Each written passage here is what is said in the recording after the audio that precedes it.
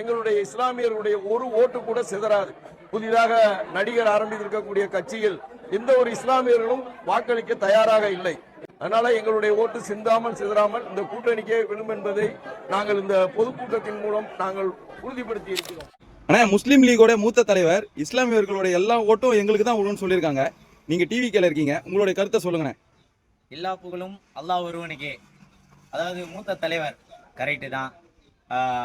முஸ்லீம் league சாதாரணமான கட்சி கிடையாது. ஆங்கிலேயருக்கு எதிராக உருவாக்கப்பட்ட ஒரு மிகப்பெரிய ஆளுமை கொண்ட கட்சி தான் காயிதே மில்லத் உருவாக்கிய முஸ்லீம் லீக் கட்சி. ஆனா இன்னைக்கு எந்த அளவுக்கு இருக்குதுன்னு கொஞ்சம் சிந்திச்சு பார்க்கணும் மக்களே. கிட்டத்தட்ட 10-15 வருடங்களுக்கும் மேல அவங்க கூட்டணியிலேயே தான் இருக்கிறாங்க. அதுவும் ஒரு சீட்டுக்கும் 2 சீட்டுக்கும் ஆசைப்பட்டு இஸ்லாமிய சமுதாயத்தை அடகு வைக்கிறாங்க.